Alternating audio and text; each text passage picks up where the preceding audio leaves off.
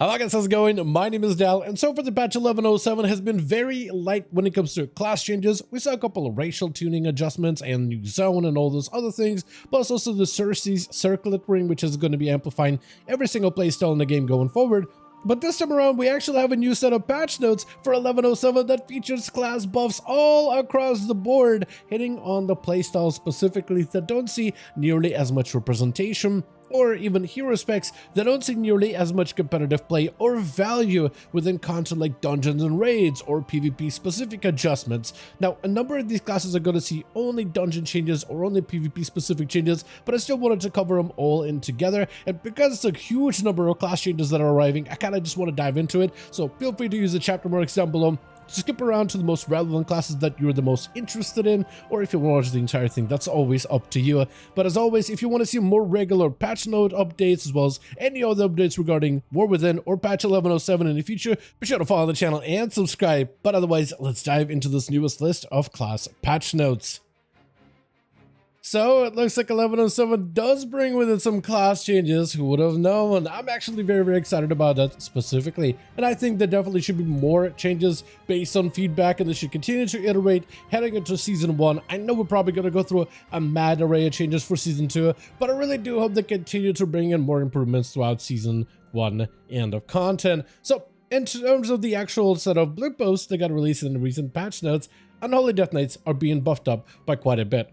Some of the aspects you've seen for Unholy is damage of the ghouls summoned by the Apocalypse. The damage of those ghouls has been increased by 30%, which will lead to more single target damage. Talents such as Rotten Touch are also being improved to increase the damage of your Scourge Strikes against the target after you enable the Rotten Touch debuff on them, increasing it by 60% instead of 50%, which is also really good to see.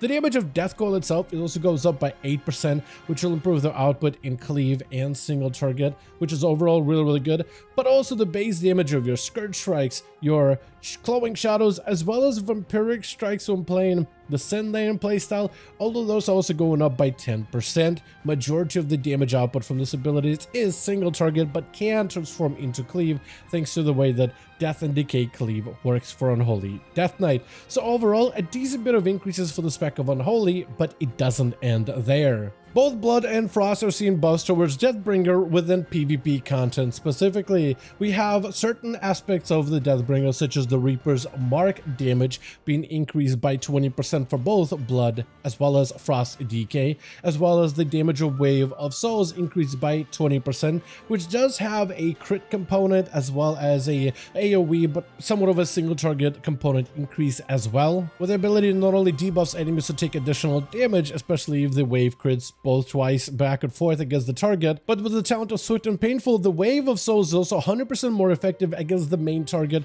of your Reaper's Mark ability, which will hopefully make Deathbringer a little bit more appealing within PvP content. Moving through all our classes in a order alphabetically, we have the class of the Demon Hunter, where both Vengeance and Havoc are receiving a slight buff when it comes to their single target damage, specifically abilities like Foul Blade buffed up by 10%, which is a nice buff, but not like a major one. Then the ability of the Hunt, where the initial damage of this ability is also buffed up by 10%. Also kind of nice, but also not insanely consequential, though Havoc Demon Hunters get additional buffs on top of it, where both their basic abilities such as the Chaos Strike as well as the Metamorphosis version called Annihilation are improved by 10%, which means even more single target damage, but also the damage of their Demon's Bite as well as Demon Blade ability, both of those got buffed up by 10% as well. So a slight increase for single target in particular for Demon Hunters, nothing super crazy, won't really open up new builds, but at least it's a buff regardless. From there we have the spec of the Balanced Druid and the Rested Druid, which is seeing mostly PvP specific changes, with Balanced Druid, their talent of Lunar Calling from the Illusion's Chosen Hero talent tree is being made to be 80% effective in PvP instead of 62% as effective, which is an increase for a playstyle if you do end up playing the Illusion's Chosen as your preferred hero spec option. Outside of that, Restoration Druid healing overall is being increased by roughly 5% within PvP specifically. Again, one of the smaller changes that isn't necessarily going to be super impactful, but numerical increases like that do stack up all together, and it is going to make Restoration Druid slightly better for PvP content in particular. From From there, we got the spec of the Evoker, or rather the class of the Evoker with Devastation and Augmentation seeing a couple of changes.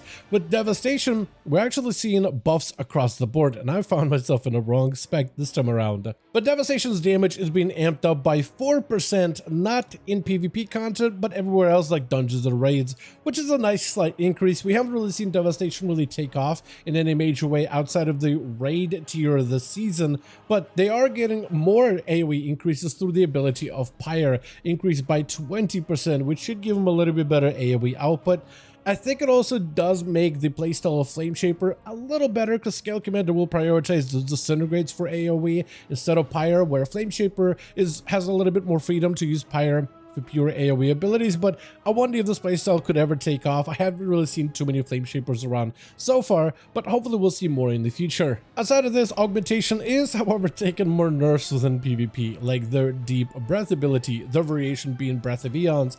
Its damage has been reduced by 15%. Which technically Breath of Eons can be not counted into by Augmentation Evokers, and you can have the original Deep Breath ability for that Scale Commander playstyle, which maybe that's what they're trying to soften here. And it seems like that may be the case because of the Molten Embers talent, which is also receiving another nerf for PvP, which increases the damage of your black Dragonflight spells, like Deep Breath being one of them, but also things like Eruption as well. All those abilities, instead of being buffed by 40% in PvP, will be buffed by 20%. So 20% less of effectiveness there as well, which might have been them trying to take out a very specific augmentation combo. Outside of this, we also see some buffs to the Marksmanship Hunter, which is an spec that I see a lot of, and I'd like to see a lot more of them, but they're getting buffed up all across the board, specifically when it comes to their Dark Ranger gameplay, which it seems that even right now, after all the Dark Ranger buffs that we saw in 1105, it is still less predominantly popular than Sentinel, at least when it comes to AoE content. And even in raid fights, it seems to be it is still more preferred for majority of endgame progression compared to Dark Ranger and the Black Arrow playstyle, which has found some play in PvP. First of all, Trick Shots is getting buffed up for Marksmanship Hunter, where Trick Shot percentage damage that will cleave to nearby allies is increased from 65% to 75%. This does mean you still are pretty hard capped when it comes to your AoE damage, but that cleave damage is a lot stronger than before, which is a really good thing. To increase the AoE damage further, Razor Fragments talent has also been buffed up, and the AoE damage percentage of it being increased to 35% rather than the initial 25%, which again should hopefully synergize better with Dark Ranger, on top of additional Dark Ranger improvements, like Black Arrow damage being buffed up by 15%. The Shadow Surge AoE damage is also buffed up by 25%, and Bleak Powder buffed up by 25% as well, which will hopefully result in Dark Ranger being a little bit more played, a little bit more accepted going forward, and definitely, hopefully, we'll see more Marksmanship Hunters out and about in the future. From there on, we have the class of Mage, specifically a PvP adjustment for Sun Fury playstyle, which will affect both Fire as well as Arcane, mostly when it comes to the talent of Burden of Power, and is their attempt to try to make Sun Fury a little bit better for PvP, where Burden of Power will now increase the damage of an Expire Blast or Arcane Blast by 40% instead of 20%, so it's actually a solid buff for the hero spec with a pretty consequential gameplay element behind it, which will maybe make Sun Fury slightly better for PvP combat. From there, we have the specs of Mistweaver and Windwalker Monks, which are both getting PvP specific changes. For Mistweavers, for the most part in PvP, they're all Master of Harmony. It has a pretty big monopoly on that type of playstyle, with Conduit really lagging behind. So they're really trying to do something wild here to try to make Conduit better. And that move is to increase the healing of Celestial Conduit by, checking the number specifically here, 50% more healing, which seems like quite a bit. They're really trying to make it a very big button that you could use in order to heal your allies.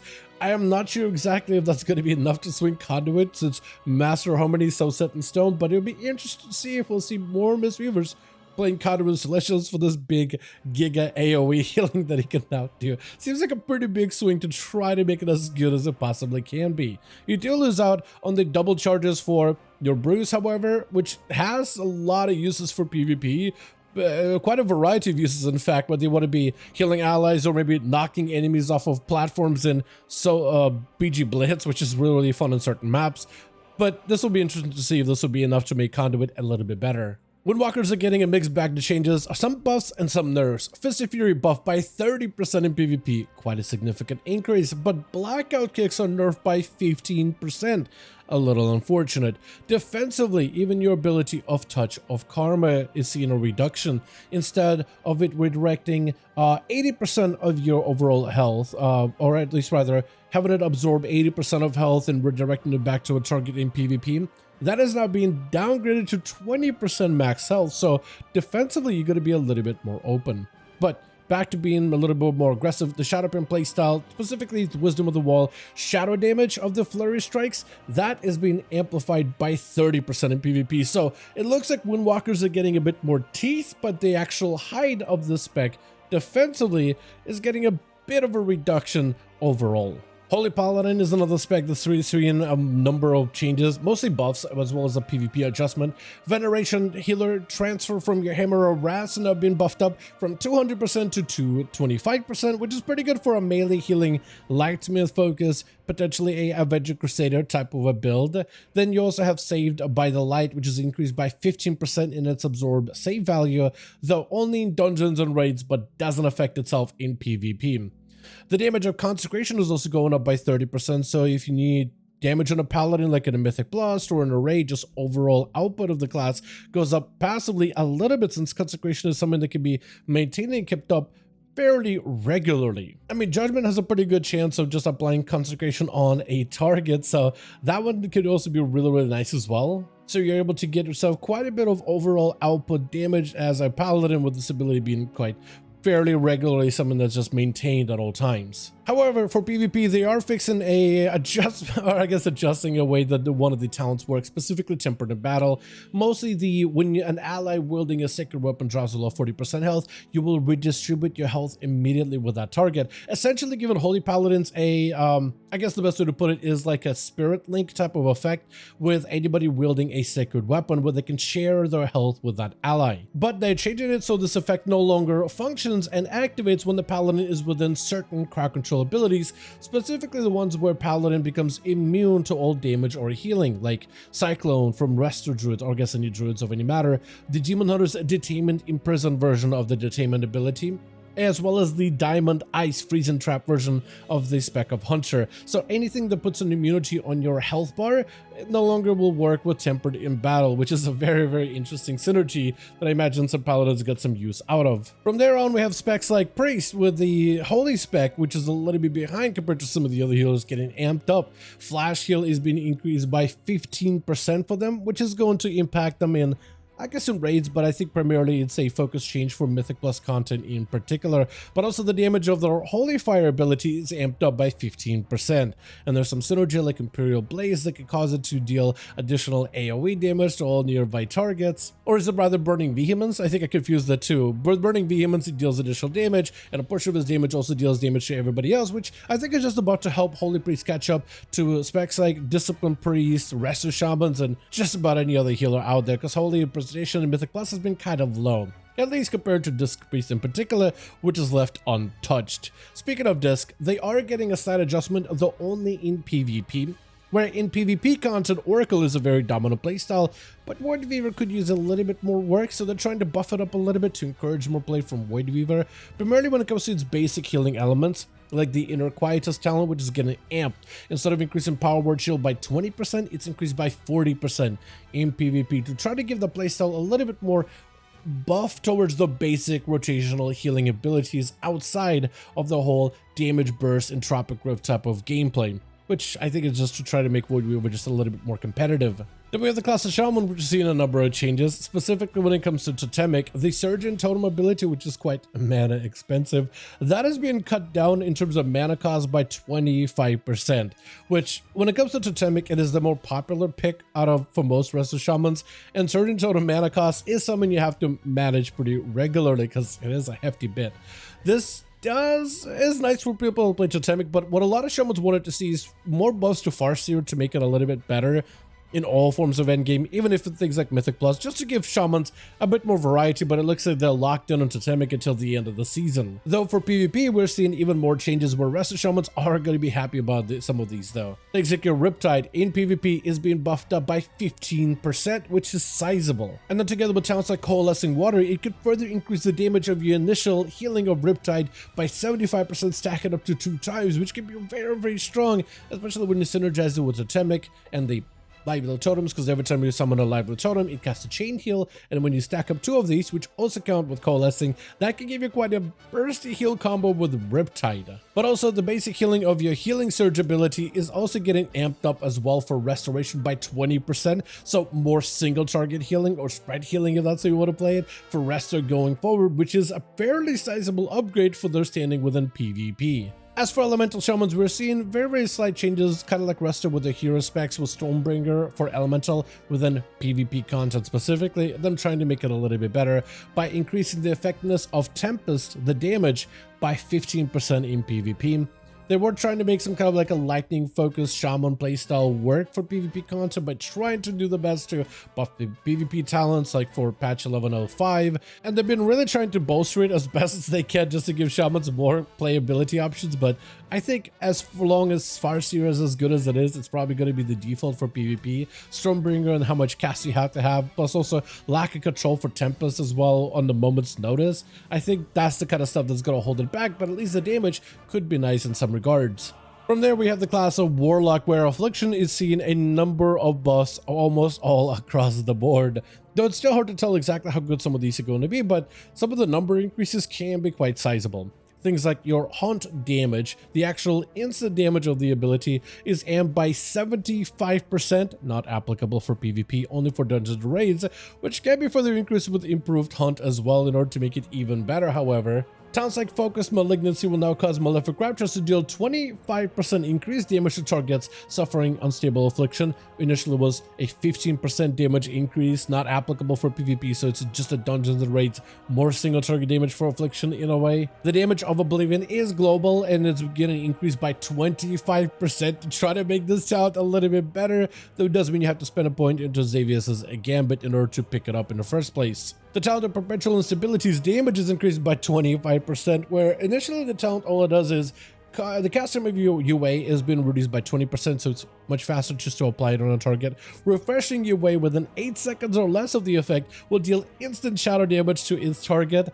I don't really know how good that's going to be. The numbers doesn't seem nearly as good as it could be. And they're also buffing Siphon Life, where Absolute Corruption increases corruption damage by 15%, but makes it permanent, except against other players. With Siphon Life, you do have to manage corruption, but they're trying to make it a little bit more appealing by increasing its damage increase from 20% to 30%, and its periodic damage now heals you for a portion of its damage dealt to try to make it better. So Affliction Warlocks may fall into maybe possibly picking up Siphon Life. It's super convenient not having to manage at least one of your dots as Affliction Warlock, especially with so much multi-dotting you have to do with agonies and everything. Just not managing corruption, super nice. So it's going to be interesting if anybody will actually enjoy picking up Siphon Life, but the damage increases do seem to be potentially pretty solid. Destruction Warlock is another spec that's seen a number of buffs, mostly for PvP content, where the damage of your Chaos Bolt ability is amped up by 20% within PvP.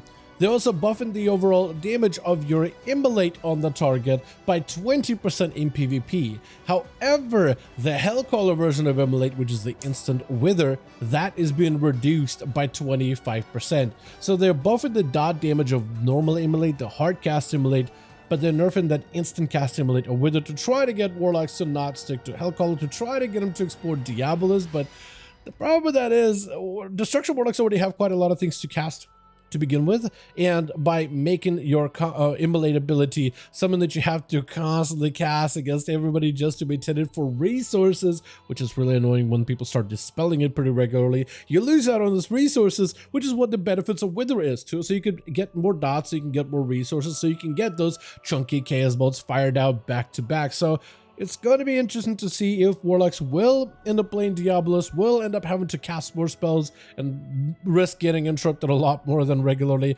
or if they'll just bite the bullet and stick with Hellcaller, even though they'll deal technically less dot damage, but it's just not an ideal situation in my opinion. Finally, we have the class of the Warrior, which is getting a number of PvP changes, starting with arms. Their baseline sustained damage has been amped up through Rend, increased by 15% in PvP, which seems pretty sizable. But also, additionally, more sustained damage from their abilities like Overpower is also buffed up by 20% in PvP. So arms is just getting a little bit more overall sustained damage out when it comes to PvP content, and that's for the most part it. Though when it comes to Fury Warriors, most of them are Slayer for PvP content, but they are trying to get Mounted Thane a little bit better. A Mounted Thane looks visually striking, but numerically just hasn't really been able to pick up compared to Slayer. Plus, it's a little bit sometimes unwieldy if you're not getting a consistent amount of procs of the Thunder Blast, which ideally do a lot of damage, and the whole playstyle of being able to Thunderstomp to deal decent damage. It's actually not a bad ability on its own, just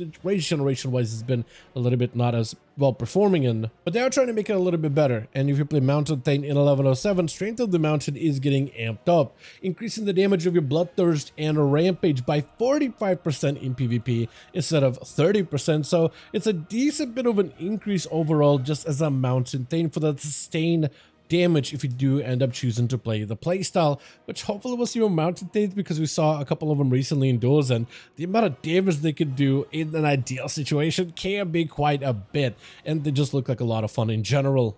But as always though, I do want to thank all of you so much for watching, and I do hope you guys enjoyed this update. If you did enjoy it or found it informative, go ahead and give this video a like. I would very much appreciate it. Join our Discord community for all the regular updates when it comes to the patch 1107 releasing oh so soon, actually, next reset. Super excited for it. Let me know your thoughts in the comments down below. And as always, I'll see all of you guys in the next one.